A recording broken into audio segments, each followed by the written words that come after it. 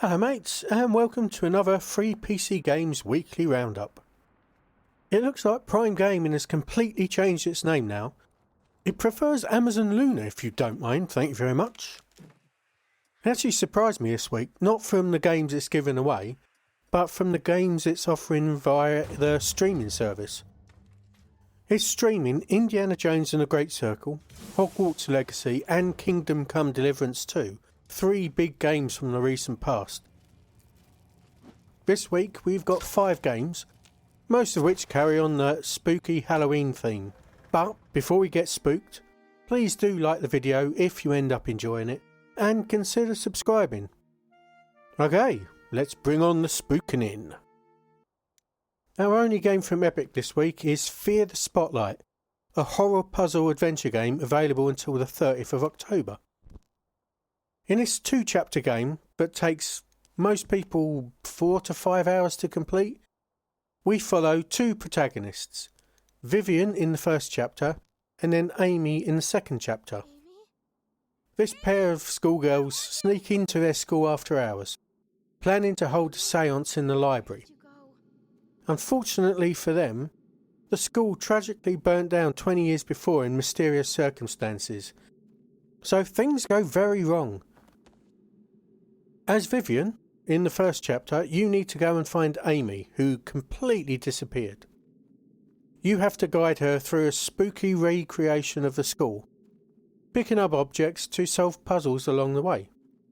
The full story is fed to you through notes, emails and school documents, and I'm not going to spoil the story here at all. This doesn't have combat, but there are still action scenes.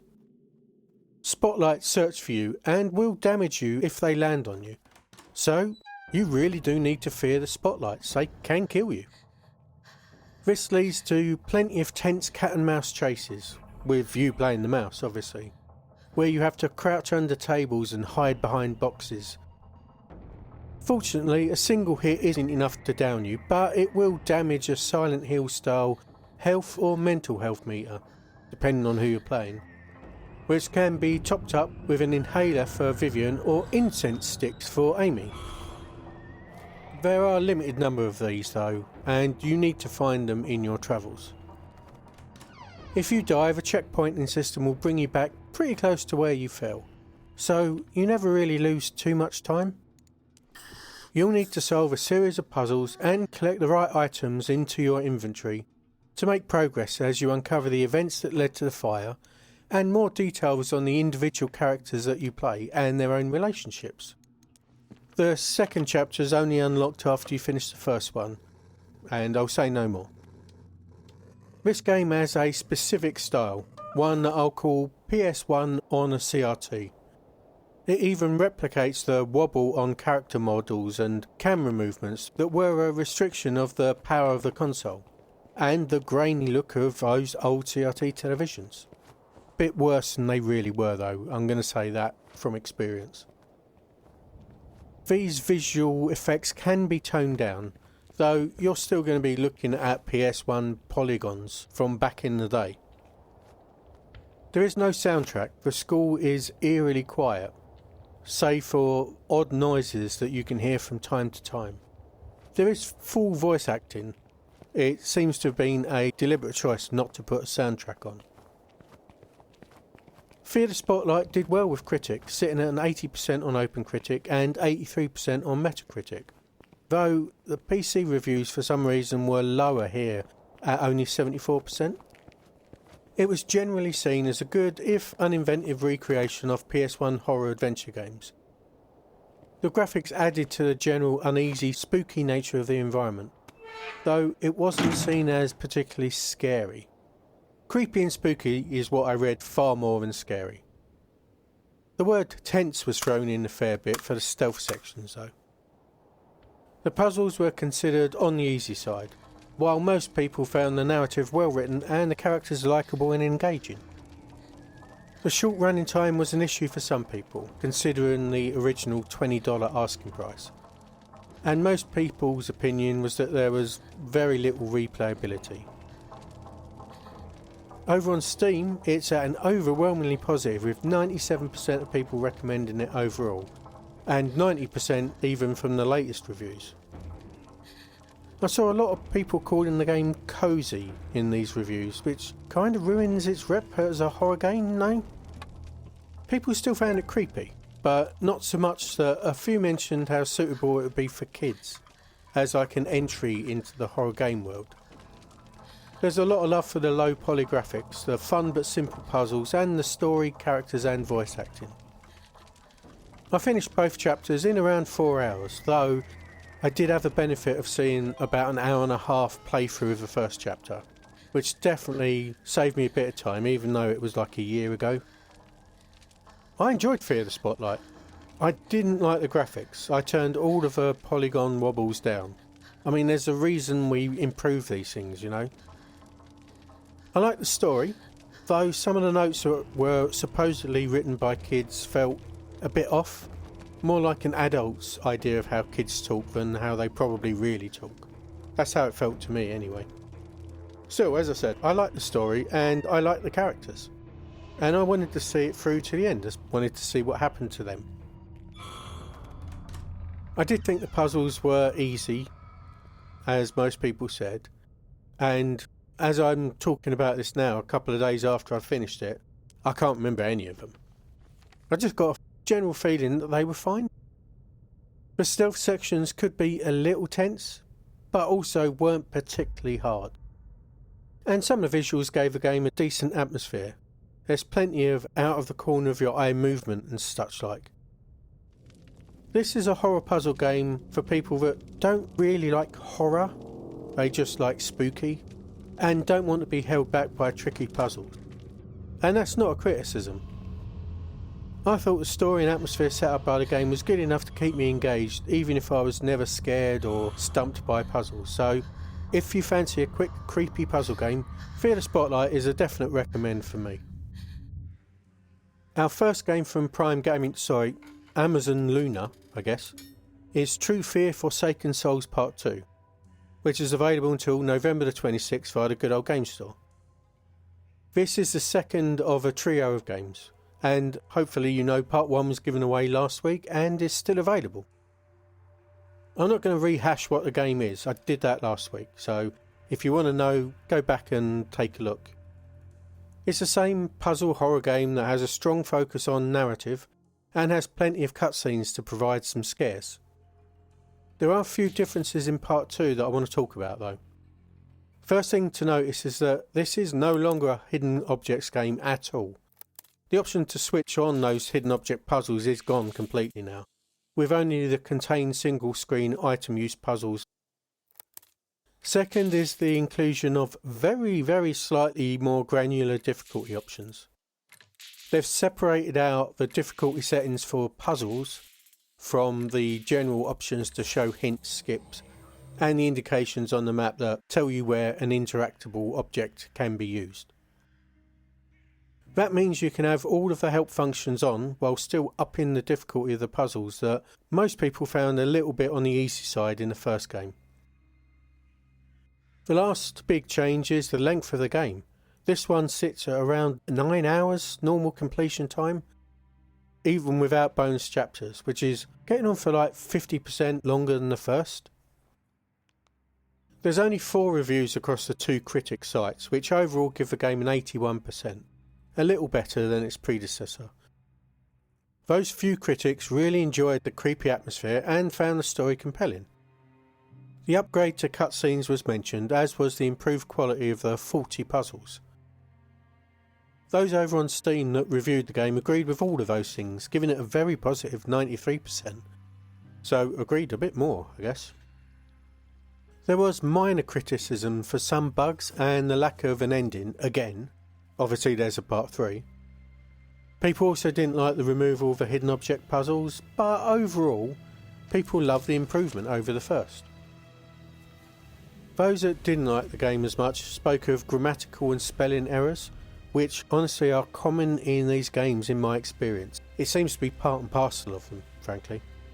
They also complained about a lack of clarity to the story, with fewer cutscenes, so better cutscenes but less of them I guess. And most often an overabundance of items in your inventory and open areas in which you could use them. I've played for about 3 hours and I'm not a fan of the extended number of items and locations to use them in. There's like over 50 screens to move between with open puzzles at all times, and that's just not for me. I thought the previous 25 at a time was pushing it, and now it's just frustrating. It made the map hints a must for me personally. I cannot imagine doing this game on expert difficulty level. I did set the puzzles to expert, and the ones that I saw in my 3 hours were not noticeably harder than the first games, so still a little bit on the easy side in my opinion. I've not seen them all, obviously, so they might get more difficult as the game progresses. As with the first game, I'm not finding it scary or unnerving or spooky or anything, so that element of the game that others are really enjoying just isn't working for me. The story also doesn't really seem to be moving forward like the first one did. The cutscenes seem to be more jump scare scenes that, as I said, didn't work for me, and not really there for narrative reasons. Typically, I finish these games once I start them. I like them, but I didn't want to with True Fear Forsaken Souls Part 2. It's just too unwieldy for me. Too much jumping back and forth around scenes for it to be fun for me personally. If you enjoyed the atmosphere of the first game and don't care about hidden object puzzles, then this is more of the same that might still work for you. It did for the majority of Steam players, obviously, with that 93%. If the horror elements and the larger than usual number of scenes didn't work for you from the first, this does not improve on that. This makes that bit worse, so this might not be for you. Next from Lunar Prime, or whatever it's called, is Hellslave, a turn-based RPG dungeon crawler available via the Good Old Game Store until the 26th of November. You take on the role of a human that has turned to the side of darkness to fight off a demon invasion. Basically fighting fire with fire by choosing a demon god patron, which is effectively a class selector, and fighting back. Your pact with whatever demon god you chose gives you powers that you can use to help a small town fight back the waves of demons by picking up quests that send you to various dungeons. It's very much in the art style of Darkest Dungeon, though you don't have a team that will get brutally murdered in the dungeons you explore in this one. Instead, you're a single person, moving to spots on the map that might let you search for some loot, get the blessing of a demon god, or get into a fight. Sometimes those looting opportunities turn out to be a trap, but if you're quick enough to click 3 targets, you can turn that trap into a bonus to your experience gained for the rest of the dungeon. You earn that experience by completing some quests, but mostly by fighting demons. In a fight, you're presented with a static screen that has up to 3 enemies on there, with timings on a bar at the top of the screen, and your health, mana and rage indicators. You can use skills that you will earn when you level up to attack the enemies, heal or buff yourself, or use the demon's blessings to perform minor extra actions or turn into a demon yourself. As with most RPGs, equipment makes a big difference, boosting a wide range of stats that includes health and mana totals and regeneration, armour, dodge chance, hit and crit chances, and your ability to inflict status effects. You also have 2 skill trees and a set of stances that you can train. Each level gives you a point in both active and passive skill trees, which are pretty extensive, while you gain the ability to change stances to give yourself a buff, increased dodge chance and the like. During the fight, the turn order is determined by fatigue, a hidden stat that can be affected by skills, both passive and active, which often cause your hits to push your foes further back in the order, possibly giving you a couple of actions in a row. There is also a limited amount of crafting. You can find recipes in the dungeons you visit, which tells you the required components to farm from creatures and looting. Once you have both mats and the recipe, you can head to the forge in town and craft yourself a legendary weapon. The game takes around 10 to 15 hours to complete the story, though from what I've read you need to go into New Game Plus or more to get all of the answers the story throws up. The story is told by comic-style cutscenes and interactions with NPCs in the town, in brief little exposition dumps. So I can see why it might take a while to get to the end of the story. There's only one critic review on the usual sites. This really went under the radar, though it did get an 85%. That reviewer liked the potential for a range of builds and the art style, and the randomisation each delve into a dungeon gives. Over on Steam we have a fairly similar score, sitting a very positive 81%. A lot of people seem to have grabbed this for free at the start of the month as a promotion for the second game, which is due out next year. Weird to do it so far in advance. The art and soundtrack were a big hit with people, though the user interface and visual bugs were mentioned as a downside even in positive reviews. People generally enjoyed the darker story and vibe, and the ability to change difficulty on the fly was a plus point for a lot of people. It was generally held that the normal difficulty was pretty well balanced, with the harder difficulties opening up a bit more lore at the expense of very spongy enemies that made fights tedious.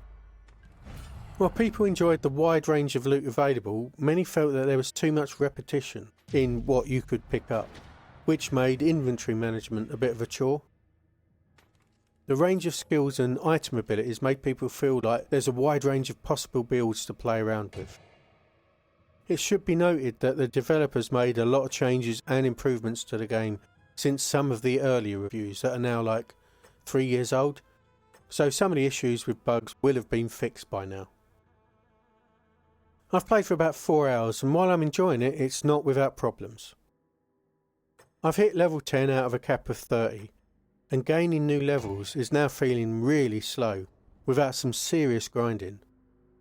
Now that would be fine. I've played plenty of games where you need to knuckle down and grind a bit to progress, but the battles are starting to feel like a really repetitive slog because I'm not getting any new abilities to use because I'm not levelling up. Entering new areas does bring up new challenges to overcome, which is great, but I kind of feel a bit underpowered, and the options that the loot provides doesn't feel like it's keeping up with the new challenges. It feels like it's still the items that I was picking up in the previous dungeon, which isn't helping me now. I like to play around with different builds. You can refund and respec for no cost, which is great, but I'm not really finding gear that gives those synergies that make you want to try that specific build. I'm still enjoying the game. Going to new areas is still a bit enjoyable, even if the narrative is muddled and doesn't always make much sense. I'm getting buffed by demon gods at their shrines, even though I literally just killed them. Maybe the demons are just really chill guys that do not care if you kill them. It's all good, bro. Demon bro gods. If you like these sort of turn-based RPG games, this is a mild recommend. There's fun to be had in this game. I just wish it would get out of its own way and let me enjoy it more. Our next game from Prime Lunar Delivery Service is Fallout 3 Game of the Year Edition. Available, as with all of these games this week, until the 26th of November. This one via the Good Old Games Store again. Weird that they're putting this one out after they put out New Vegas last week, which is basically a sequel to this one. You'd think they'd do it the other way round. This uses the same game engine as New Vegas, so it's basically the same game, save for minor differences in your character's abilities. There's no buff Bane traits, and the writing team is completely different in New Vegas. As I said last week, New Vegas is generally seen as an improvement over this game. This Game of the Year edition comes with the 5 add-on packs that were released, one of which increases the level cap to 30 whether you play the content or not. As with last week's New Vegas, this has an 18 plus rating here in the UK, so it's very much for adults only. I'll not go into the details of what the game is, I did that last week. Another reason to go and check out last week's video, I guess. In this particular franchise entry, you're a young'un that leaves your vault to go and search for your dad, who mysteriously disappears just as everything in the vault turns to crap. You're then out in the post-apocalyptic America, exploring the wilderness, finding towns and encountering gangs and plenty of mutated animals and people. There are plenty of side quests to get into, lots of loot to find, some to craft, and a fair few choices to be made that overall adds up to about a 24-hour time frame to beat just the quest line, with an estimated 50 to 60 hours needed to see most of the side quests. But this is one of those games where people often spend hundreds of hours playing it. It's a big game, especially with the extra content available in the form of the DLCs. The ratings for those, though, range from a 65 up to an 83, so a bit of a mixed bag. Something that Fallout 3 and a lot of Bethesda games in general is famous for are bugs and crashes. And there were plenty of people on Steam that had issues just running the game. There are a range of fixes listed on Steam to fix that issue for most versions of Windows. As far as I could tell, the version on Good Old Game Store is actually fixed. Those are Steam-specific issues. Still, since we're talking about Steam, let's just talk about review scores in general.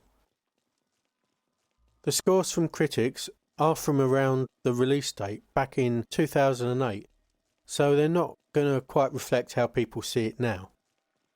It hit a 91% on PC despite those bugs and crashes, and it scored plenty of 100% at the time, so pretty well received. Looking at the newest Steam reviews, it doesn't do as well, sitting at a mostly positive 76%, and that is primarily down to the inability to launch the game through Steam. Some of it is through bugs, but there's so many that are just like, this game doesn't launch. A lot of those negative reviews still say that they love the game. There is the occasional review that says the story and the writing aren't very good, especially compared to New Vegas. But the majority are simply that the game doesn't launch, which really hurts its score on Steam.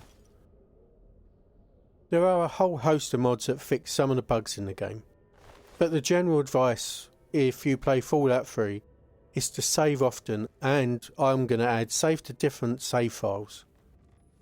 As with New Vegas, this is on my list of games to play at some point when I get time, and it's a beloved RPG.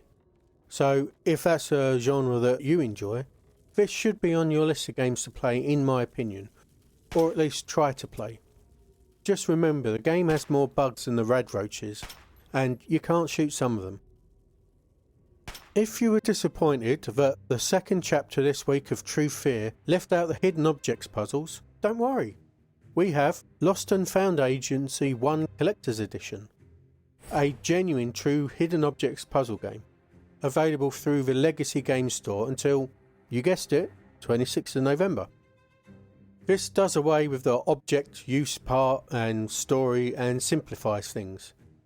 It's a screen where you have to find hidden objects, punctuated every third level by a logic puzzle that you can just skip completely if that's not what you're into.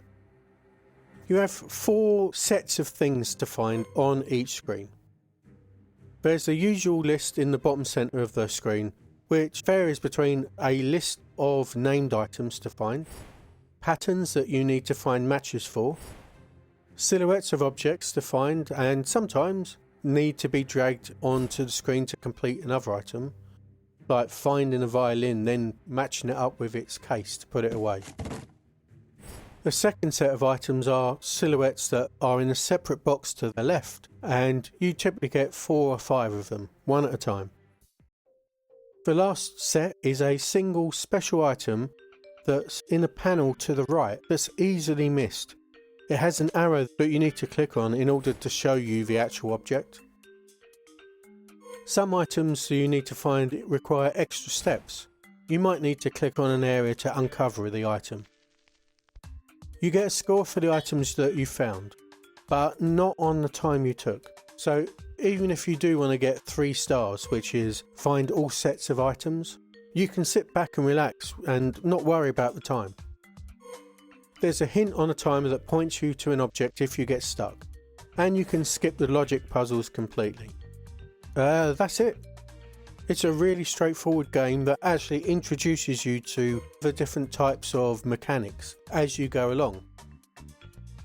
There's only one review for it which gave it an I'm not sure rating because they had a lot of performance issues. Otherwise they basically had no complaints that I could see. There aren't enough reviews on Steam for me to even be able to see them, so all we have is my 5 hours in the game, which was enough time to finish the 30 levels, 8 bonus levels and 14 of the puzzles. Well, 13. I skipped one, but I didn't do the bonus puzzles. The hidden objects levels do take a bit of searching, and it takes a little bit more unfortunately because there are a smattering of translation errors that make it really difficult to know what they are talking about. There's not enough of them to spoil the game, but they are annoying when they come up. They take up time that is unnecessarily wasted. I didn't see any performance issues fortunately, and the different types of things that you're searching for keep the game fresh enough for like a couple of hours of solid play before it starts to get a bit repetitive. I quite like these as a chilled out experience with no time limits or pressures to complete the logic puzzles. It's a good example of genre. It's not so easy that you can blast through it in no time. So if you do like these types of games, just remember not to shy away from that hint button if you get stuck. You may be searching for an object that just isn't there. Okay, that's another week of free games done and dusted. As always, like if you like, subscribe if you want, but most importantly, thanks for watching and I'll talk to you soon. Goodbye.